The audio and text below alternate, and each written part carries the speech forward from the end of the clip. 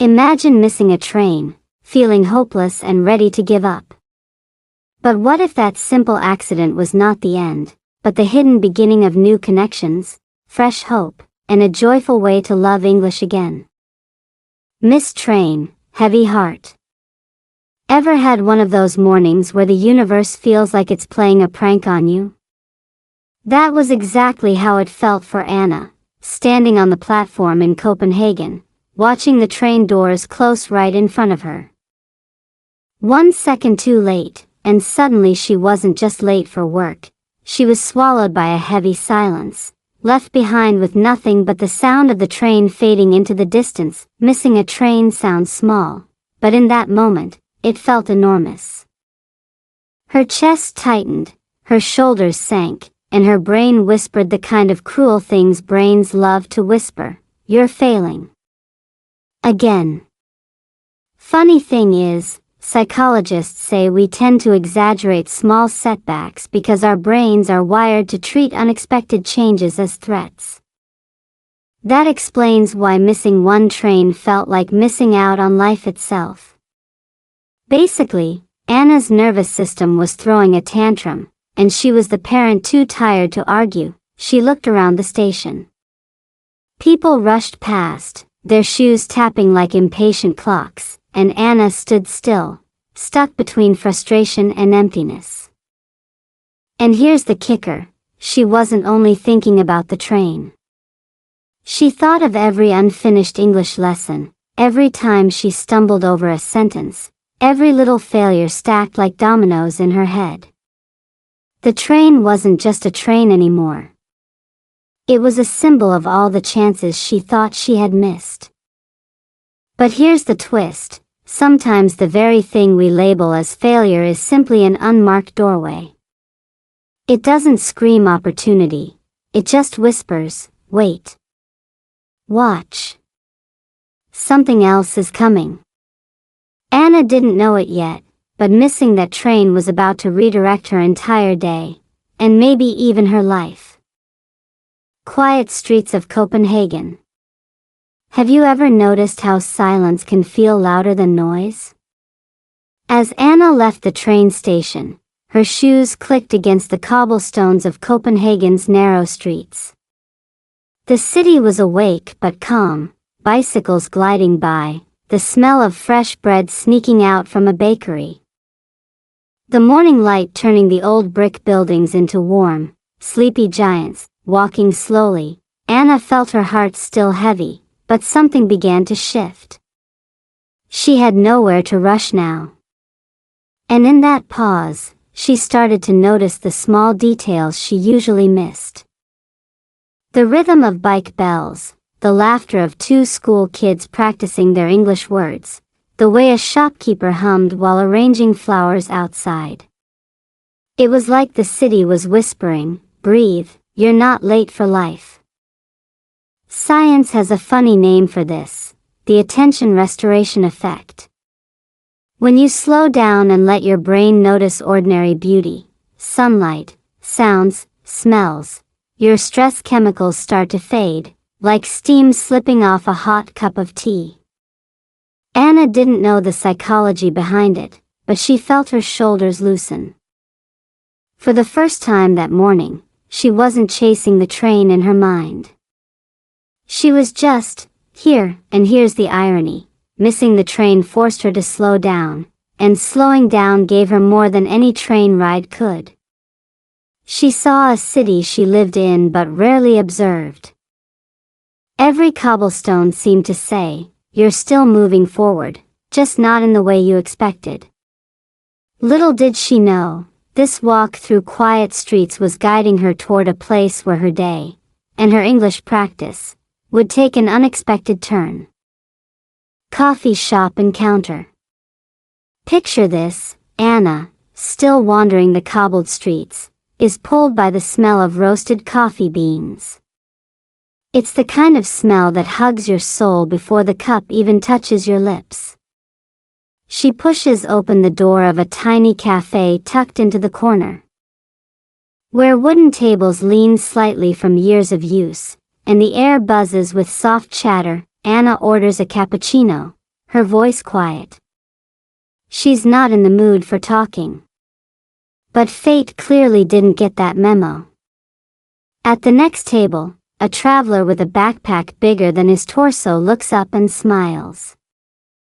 "Is this seat free?" he asks in careful English. Anna hesitates. Her English isn't perfect, and conversations with strangers feel like walking on a tightrope. But she nods. "Yes, free," she manages, her Danish accent wrapping around the words. He sits, grateful, and soon enough they're trading small details. Where he's from, why he's visiting Copenhagen, how confusing Danish street names can be. It's clumsy. The words trip. The pauses stretch. Anna blushes when she forgets a simple word, replacing it with wild hand gestures that make them both laugh. And that laughter? It's gold. It breaks the ice, turning mistakes into moments of connection. Here's the science part. When you laugh, your brain releases dopamine, a little shot of feel-good juice that strengthens memory. That means every silly mistake Anna made wasn't just funny, it actually helped her brain lock in those English phrases more deeply. Who knew embarrassment could be such a fantastic teacher? In that cafe, over steaming cups of coffee, Anna realized something huge. Practicing English doesn't always have to feel like school. It can feel like sharing warmth with a stranger. And sometimes, a missed train is just the ticket to a new conversation. Struggle with words. Imagine your brain as a computer that suddenly forgets where the search button is. That's exactly how Anna felt mid-conversation in the cafe. The traveler asked, "So, what do you do for work?" and her mind went completely blank. Not just blank, desert empty, tumbleweeds rolling by. She opened her mouth, then closed it again. Words crowded in her head like impatient commuters, but none of them wanted to leave the station. She finally blurted out, "I am, work, office, computer." Not exactly Shakespeare, and then the weirdest thing happened. The traveler didn't laugh at her. Instead, he leaned in, nodded slowly, and said, "Ah, you work in an office with computers?" Anna nodded like she'd just solved a murder mystery. Relief poured over her, followed quickly by laughter from both of them. It wasn't the polished answer she wished for, but it was communication, and it worked. Here's a fun fact. Scientists call this negotiation of meaning.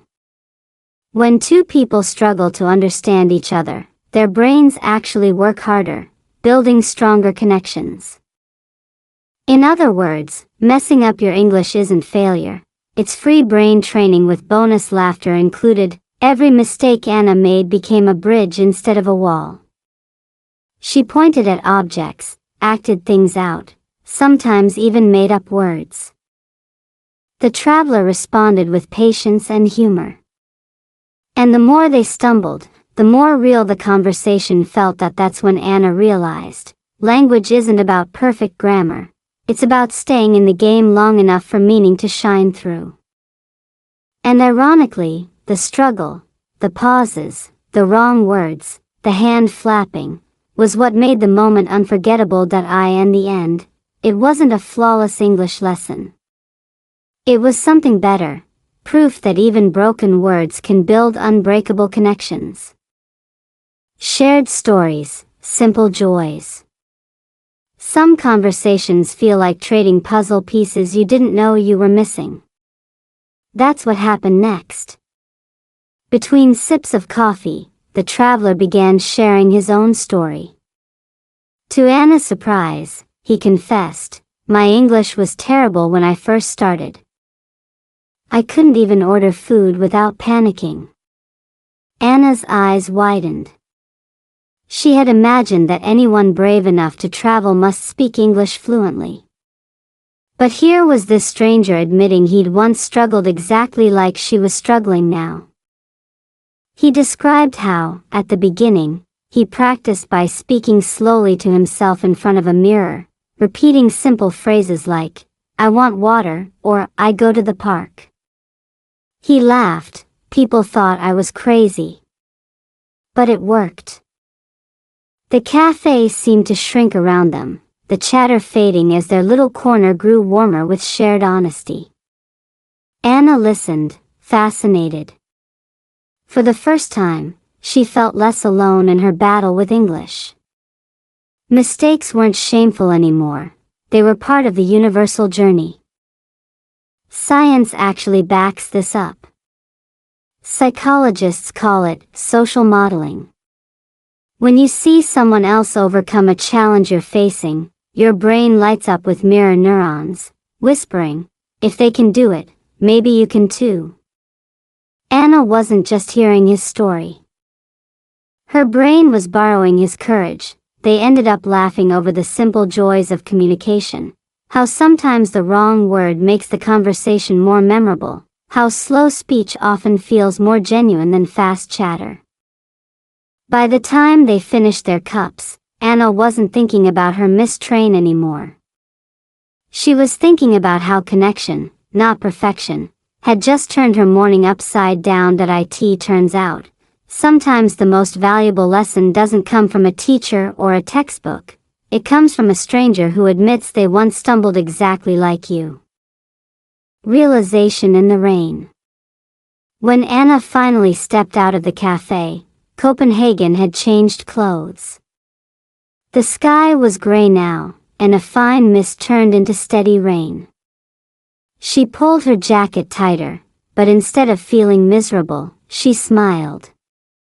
Each raindrop seemed to echo the conversation she'd just had, messy, imperfect. But somehow refreshing. Walking through the wet streets, Anna noticed something new.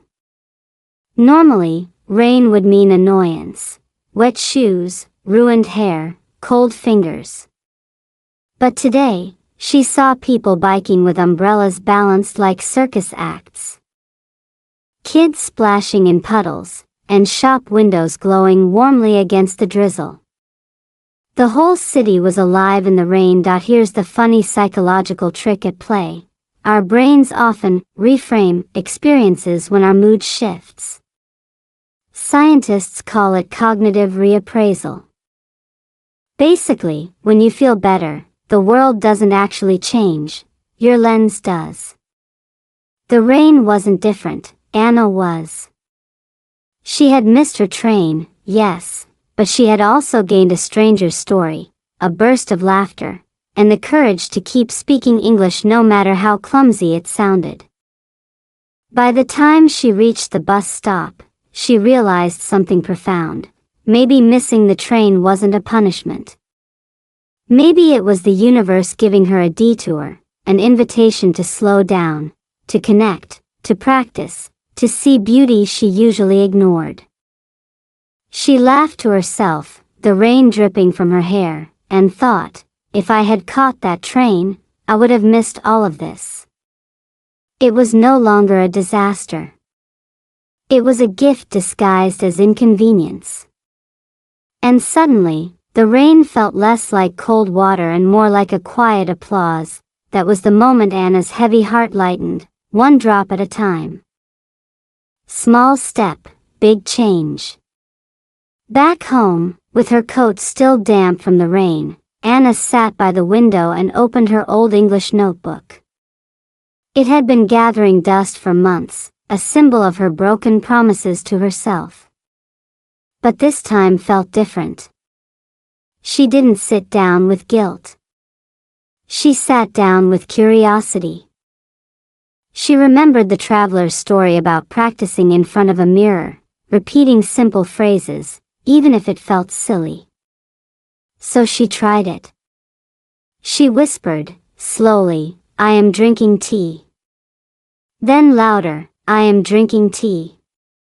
It was clumsy, almost comical, but it made her smile.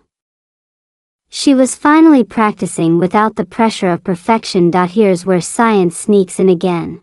psychologists say that tiny habits stick better than grand resolutions.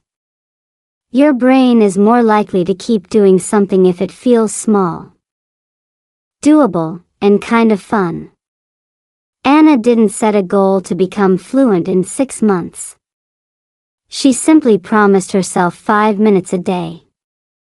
5 minutes to listen, to read aloud, or to speak to herself in English, and those 5 minutes, they became her secret rebellion against giving up.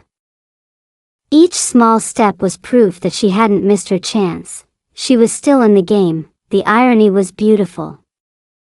A missed train had given her a reason to start again, gently, without shame. And as she sipped her tea, repeating phrases with exaggerated pronunciation, she realized that maybe the hardest part wasn't the learning itself. The hardest part was forgiving herself for not being perfect. That night, Anna closed her notebook with a quiet satisfaction. For the first time, she wasn't dreading English practice. She was looking forward to it. Because this time, it wasn't about catching up. It was about moving forward. Train missed, life began. The next morning, Anna stood once again on the platform. This time, when the train arrived, she didn't rush or panic. She stepped in calmly, carrying not just her bag, but also a new perspective. The missed train from yesterday no longer felt like failure. It felt like a doorway she hadn't noticed before. As the train rolled forward, she replayed the last 24 hours in her mind. The quiet streets, the warm cafe, the stranger's story, the laughter, the rain, the notebook. Every moment was stitched together by one simple truth. Sometimes life saves you by forcing you to pause. She looked at the people around her, commuters scrolling on their phones, a student whispering English words under her breath, an elderly man staring peacefully out the window.